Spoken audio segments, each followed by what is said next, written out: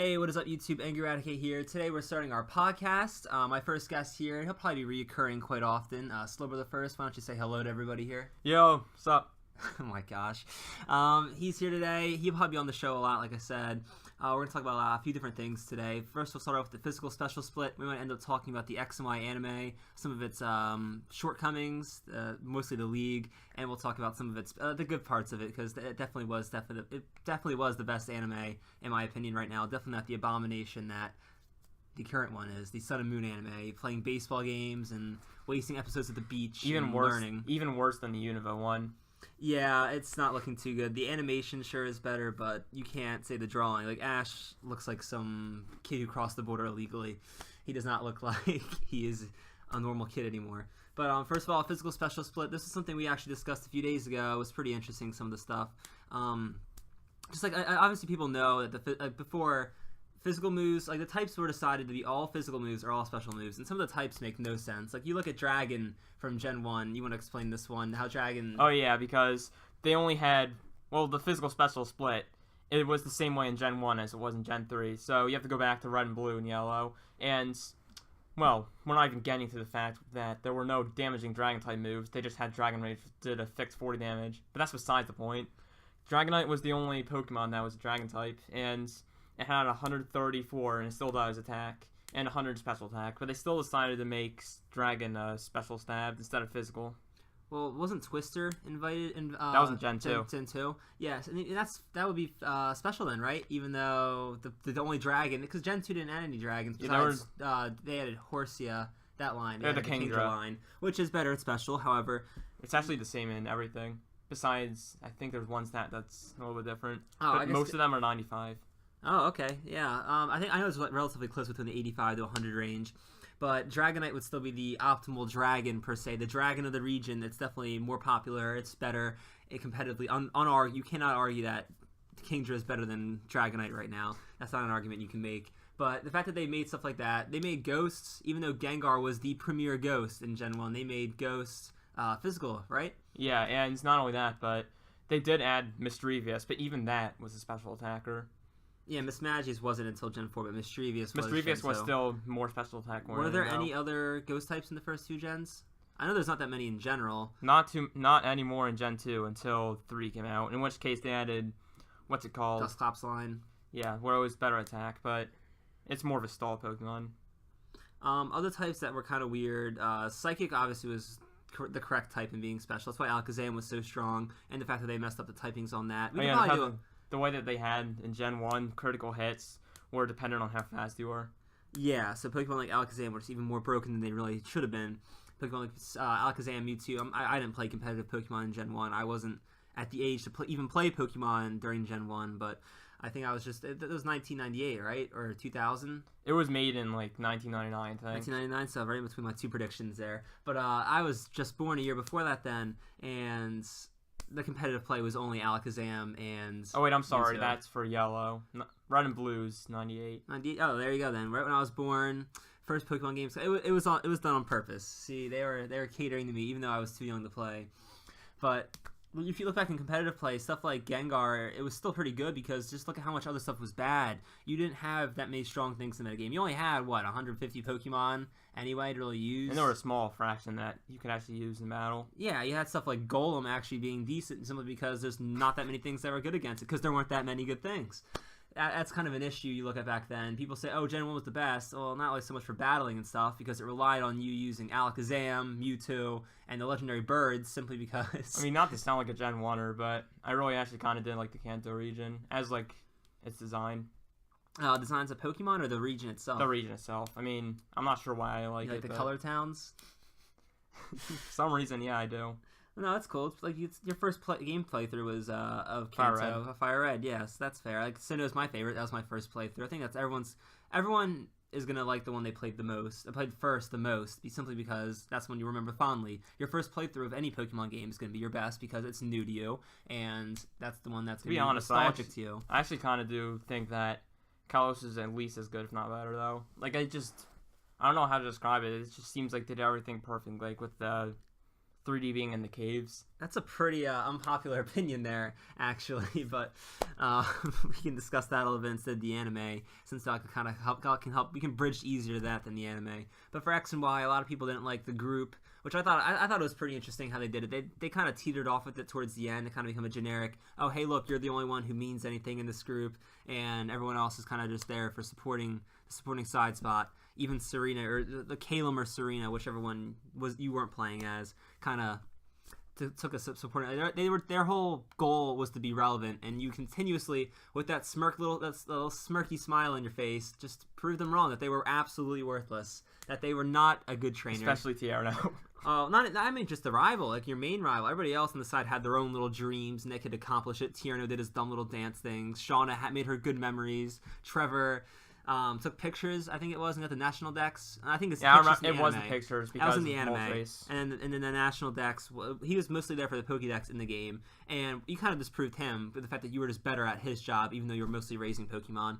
You were better than Serena, or Calum. I'm going to say Serena because that's what I played as the male, and you fought Serena. Her whole goal was to be like a legit trainer, the best trainer, and multiple times throughout the whole region, you just basically pooped all over. Yeah, you beat her multiple times. You beat her for the Megastone. You beat her right before like the league spot. You get her all upset at Shauna because she doesn't think that everything's being taken seriously, that you're the only one who can do anything. I think you got the Absolite from her too.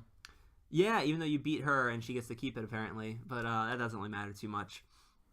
Other things I like about the X and Y, obviously the 3D, that was amazing that they added that in. The region itself is, like, the aesthetics of it is amazing. Like, it's a beautiful region, if you ask me. The story, everyone always hates on it because it wasn't, oh, look at Black and White, we tricked you, we're actually evil. But, the black and white storyline's overrated.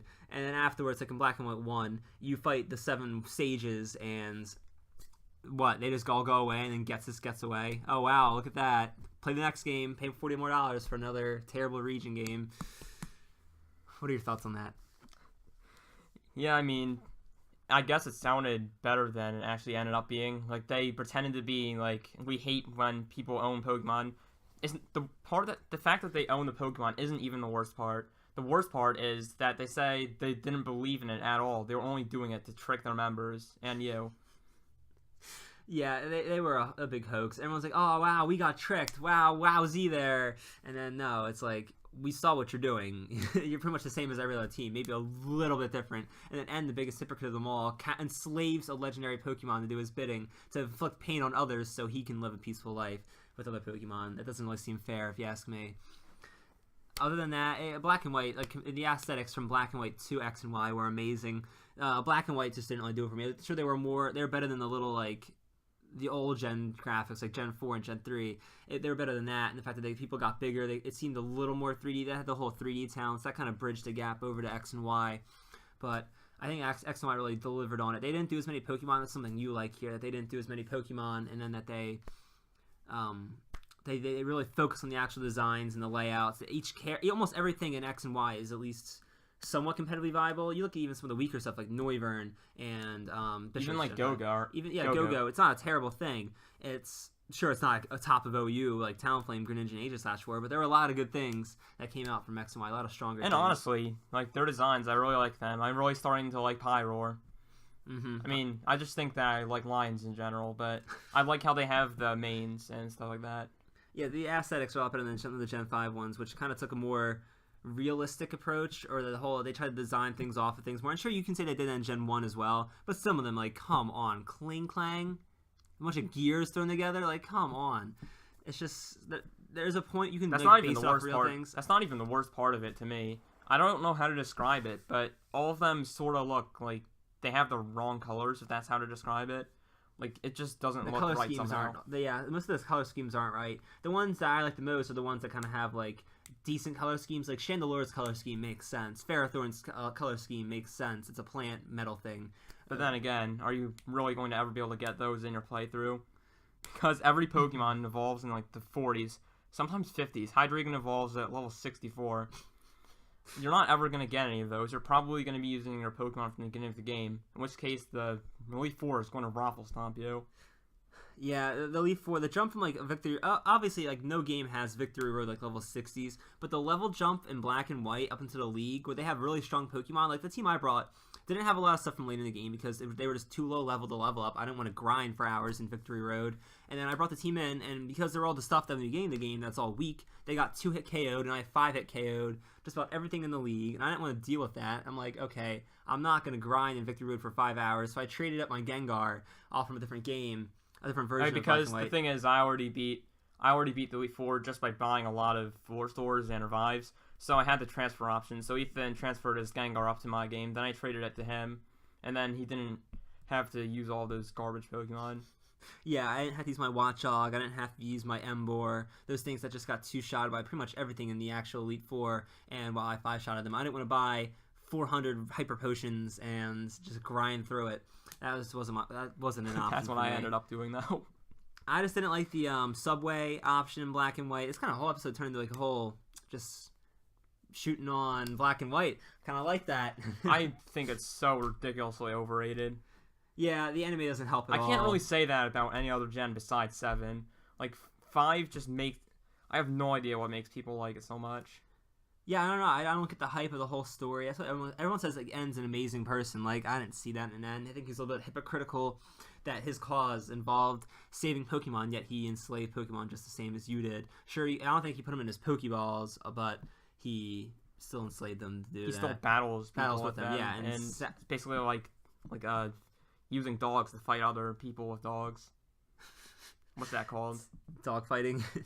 That's not like a complicated term for that, but.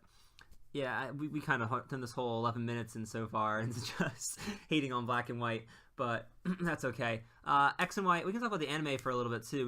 We'll have some episodes where we go more in depth on just each individual one in particular, but we both are in favor that X and Y was definitely the best. I think we could both definitely say Diamond. You didn't watch nearly as much of Diamond and Pearl as I did, but you did watch the League recently. I actually went back. I watched like some of the gym battles. I mean. They had a lot more strategy, if you ask me, involved with it. It's like it depends which one it is. I didn't like the water gym. I forgot what happened. He just kind of destroyed him. Yeah. Did he even lose a single Pokemon? I don't remember. I think Growl got frozen, but I don't think it died. Yeah, I liked the ghost gym though. Oh my gosh, they had so much build up for that too, because in the game he fought her earlier too. Like in the game, they try to do that as well with the whole fact of you go to the gym town, she's not there, then you come back late. You can't go back even after Veilstone. You have to do Pastoria first, then go to Celestelia town, or Celestic town, then you can go back to the 5th gym. Celestial. Thing's so dumb. We can talk about competitive Pokemon another time, but yeah, they hyped up that she was going to be a huge challenge in the game. It kind of misdelivered because by the time the 3rd gym is level 30, then the 4th gym is also up to level 30. Then you go to Celestic Town, and then by then your team's like way over leveled. And because the problem with Diamond and Pearl is the level progression, in my opinion, because the 1st gym doesn't take too long. Then going to the 2nd gym takes forever. You have to go up the whole route up to the Floroma Town, do the Team Galactic operation there, go through all of the Eterna Forest, then you're finally in Eterna City. Then from 2 to 3 is even longer. You go down Cycling Road, you go through the mountain, then you're at Hearthome. Okay, big whoop. Fight your rival there. You get to go into the next town. You have to do the tower for the HM. You have to go to Salacion Town, the breeding town. Do that. Then you have 2 more long routes with a lot of trainers on it. And you can do the Moo Moo Cafe if you want. Then you're finally at the 3rd gym. And the level gap from Gym 2 to Gym 3 is like 8 levels. I think Gardina's, I think that's her name, right?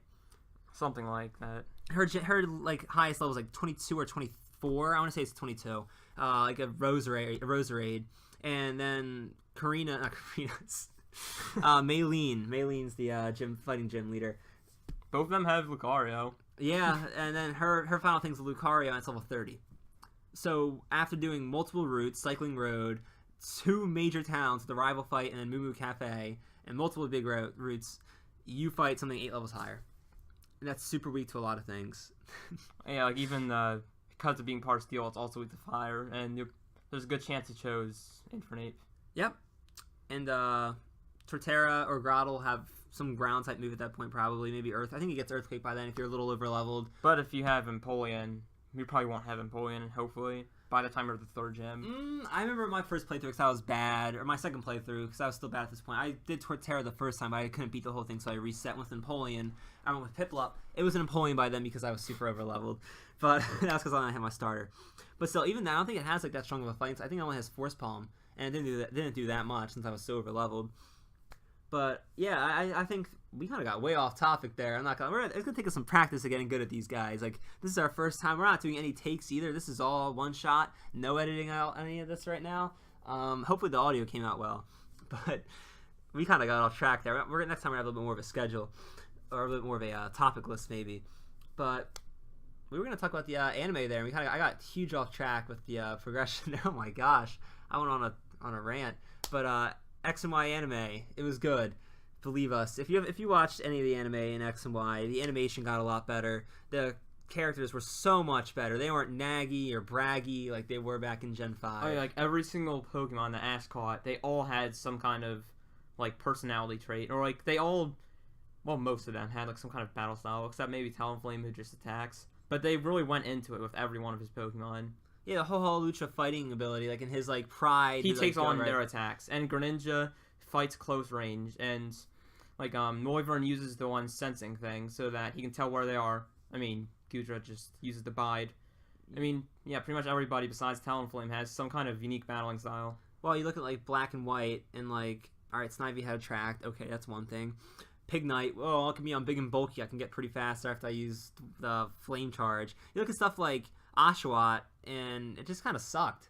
He fought this guy with a Duat. He copied every single one of his moves and got overpowered and hurt more than the other person every single move. And then at the very end of it, he copies him again, and then he just wins. Nice. That makes absolutely no sense. But that was Gen 5 Ash for you. But yeah, like you look at Black and White Pokemon he had. You look at Boldore, Leavanny. They didn't really have that much like personality or flair. Boulder just existed. Like he caught him. He just, I don't even know. In the gym, it was the most like uneventful thing. Like doesn't he evolve in the Rock Gym? He evolved in the Rock Gym. He got hit. It didn't really matter. He got hit like 5 times by the, what's it called? That one ground killing move, Guillotine, I think. No, Fisher. No. He gets hit like 5 times in a row. He just tanks with the Starty, then just evolves, tanks a few more hits, and then just kills it. It was the most uneventful thing. Nothing led from it. Like you look at like even Pokemon like not even Greninja. Obviously Greninja had a lot of backline and storyline with him, but you look at like Fletchling evolving to Fletchling there. It seemed like so much more of a threat. Like with Fletchling, in the second time in the gym, it didn't get a kill. In the second gym itself, it didn't get a kill. Once it evolved into Fletchinder, it was a realistic threat. It beat something in the Grass Gym. It wasn't used in the Electric. It was used in the Fighting Gym. It also got a KO in there. Electric Gym, it wasn't used. The double battle fight, that was a really good fight. It definitely shined in that. But like it actually progressed and seemed like a big deal. Boldore, I don't think he won after he evolved in that fun fight. Yeah, look at the lost, league. He got destroyed in the Poison Gym. He said something like, I know Bolo's done a lot of damage to him, so it'll be easier to win. All the damage he does is he just uses Sandstorm. Eventually, Calkins ends up using Gyro Ball and just kills him in 2 hits. Yeah, well, that the whole Poison Gym, that was a mess. I don't know what the writers were thinking. When you look at Black and White, the whole progression, like, Ash was starting all over again. He was going to learn these new things. By the 8th gym, he was losing a 3v6. That's not a good indication that you're going to win the league. And guess what? He got top 8. If you look at, like, the anime, look how easy it must have been to be a great trainer. Like, people say, oh, not everyone would be a Pokemon master. If you're half competent, you would. And Kanto, he got the, top 16 using Bulbasaur, Squirtle, using First Forms. Sure, they weren't the weakest things on his team. But, hey, you're using First Forms. Look at who Gary had to fight. Out then Alakazam just spam Psychic and, slam his things in the ground. If you're a half-decent trainer in Kanto, you get the top 16. Top 16 in a region. That's pretty good. Look at Black and White. The guy brings 5 Pokemon to a fight and gets top 4. He sends out the, Ferrothorn when he has 2 other options that are super effective. Then he sends them out later when Pikachu's out. Yeah, so Pignite just finished off Hydreigon. It took a little bit of damage, not too much. He has a Samurott that we know about, and he also has a Swan, which we haven't seen yet, but he still has He basically just has the evolved form of Ash's Oshawott. Twice evolved, yeah. And but he also has a Ferrothorn. They even made a meme where it says, ask what Pokemon it is, and he says, it's a Samurott. You might have known that if you actually evolved your Pokemon. He probably wouldn't still, knowing his incompetence in that region. But yeah, you look at I got trapped there. Like he had a Ferrothorn. So here's the question for you as a budding, inspiring trainer here. a guy in the Elite Four. Actually, that's not inspiring here. You made it to the championship rounds, like the round of 8. And here's the question for you. You're fighting a Pig Knight. You have 3 Pokemon to choose from. Ferrothorn, Samurott, and Swanna. Now, what do you choose here? And here's the best part also. He knows Ash has Pikachu. Which of those 3 things is going to be good against Pikachu? The answer is Ferrothorn. Now, why on earth, in a top 8 round of a tournament, would you send out Ferrothorn to fight a Pig Knight that you know has a Fire-type move? Pig Knight destroyed it immediately, too. It got hit by an attack. It brushed it off like nothing. It immediately went in Flame Charge and killed it. Surprisingly, Pikachu took a lot of damage from the Samurott and Swanna. Well, here's the best part. Then Ash goes and does him a favor as well. Says, hey, I'll return the favor. Here's the thing. You have a Samurott come out. Hey, I can give my Pig Knight some rest. Be great against that Riolu. It would just absolutely destroy it. But hey, well, let's just leave it out. Let's just sack it off. All right, this isn't like some showdown battle here. You're not sacking things off to get a better switch in here. You can literally switch your Pokemon out and get your next Pokemon in for free. You're not taking a free hit. You know, there's no like the one person in the Hoenn League. She did it right. She just switched like every single repeatedly to get the right type of advantage. Ash didn't switch out again though because I mean, there's no point. Ash like, all right, we'll just have to battle with this. That's how it would really. And like in reality, the league makes no sense. Like people would just switch out to whatever they need to. The whole idea of you have to pick first. That's the stupidest thing in the world. Once his Pokemon faints, he should at least go into something that's good. But but then the Chiefs are going to switch out anyway. He had to fight the bad matchups. She was just luckily a bad trainer. She knew the matchups. She just didn't know how to actually battle. With that being said, Cameron, not my brother Cameron here, Slowbro the First, but Cameron in the Black and White anime. Thank God they didn't bring him back to X and Y. Thank God they didn't bring Iris back. You know what? For all the crap the writers get for ending X and Y badly, you know what? At least they didn't bring back Silent and Iris. Silent's a box lunch connoisseur. Yeah, I'll leave the link in the description below. I made a video highlighting all the terrible things in Black and White, and it's kind of like a meme thing too. You'll like it if you hate Black and White as well. If you like it, don't go on it. It has a perfect dislike record. Don't go out trolling my videos now, just because you like Black and White for some unforsaken reason. If you do, unsubscribe. We don't need that kind of people on this channel. We need the haters of Black and White.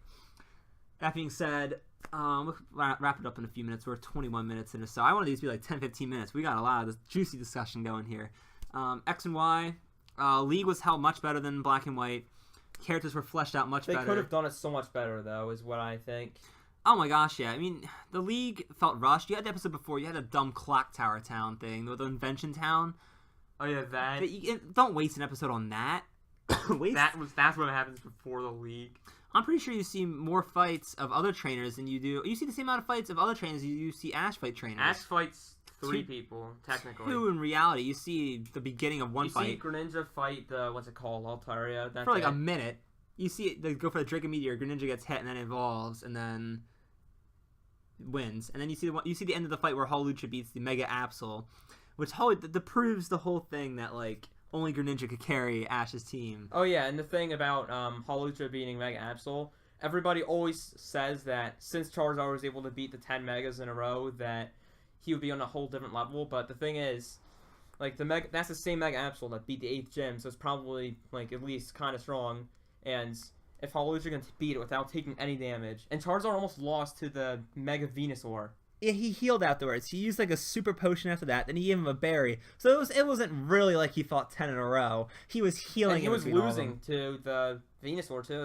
It was plot armor. It's so plot armor. The whole idea that he might lose and he has to like try harder. He's like, my whole emo thing. Yeah. When he like leaves the episode so dramatically, and his like eyes like darken in, and then he's like, and, like I think the reason people like him so much is because they want to project themselves onto the show, and yeah, I don't know he's about the that. most like them.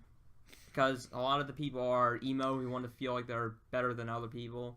I don't think that's what it is. I don't think a lot of emo people want to think that either. But it seems like it. No, I think a lot of people he was different.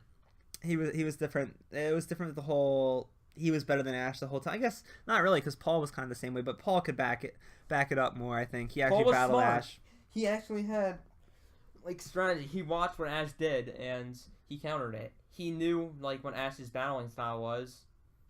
Yeah, and he plans to counter it. He had the whole Drapion setting up the poison spikes, and he swept through most of his team. Yeah, he said that he was able to predict every single move he used because he knows what he's very good like that. Like, he can read what other people are like. He's good at predictions. I'm Paul, all right, but I wouldn't lose to Ash. That's the difference. He's me on Showdown. I'm making those pro plays, but yeah, I think the problem with Alon too is that you only saw him a few episodes, and he got like more of the background story with his focus on his center thing. I really hate how they added him to the league. I knew it was gonna happen, but the whole hey, you should come join this league. There's a lot of strong trainers over here. And then he just says it sounds like it would be fun. He doesn't even want to win it that badly. He just says it sounds like it would be a fun thing to do. And he wants to get the experience with his other trainers. Then he apparently, like, in 3 episodes time, he goes and flies around the region and beats every gym leader handedly. Like, that's so embarrassing. The whole leader of X and Y is pretty pathetic too. You look at how Ash Greninja in his incomplete form was able to just trounce her Mega Gardevoir. Trounce it. Not in the perfect form. Before it was the perfect form. It was winning. Gardevoir had to go for a flex over and over again just to protect itself. Ash Greninja was slowly breaking through. And it loses to the 8th gym, which every other trainer beats. Apparently, yeah. So is the 8th gym leader stronger than Diantha? No. People like Trevor beat it. Well, he has a Mega Charizard Y. He better be able to beat the 8th gym. Let's be real. I guess they have a weather war, but even so, Fire Blast is going to come out and then just absolutely murder that Mega Bomb of Snow. But yeah, you look at like the X and Y League, it was mishandled so poorly, almost as bad as the Black and White one. Ash had 2 major fights. Sure, you can say he fought the people in the beginning. You saw 2 seconds of it. Yeah, like there was no real battle. It just shows him wrecking the other people. It's not even a battle.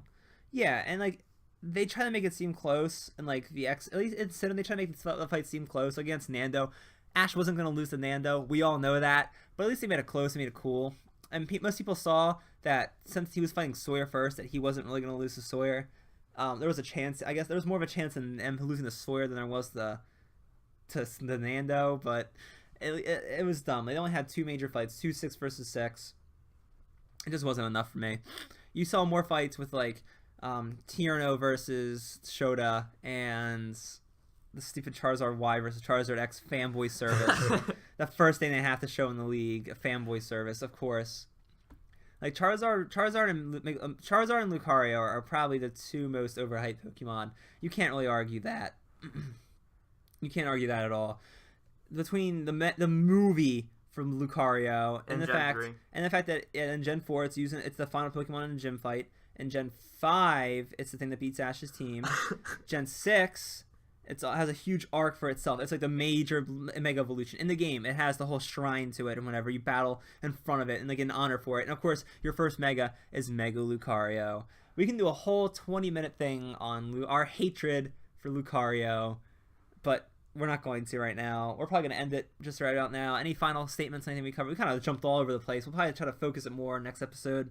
Oh yeah, I gotta say, I really liked it how they broke the 4th wall a few times in the XY anime. Want to give me some examples of that?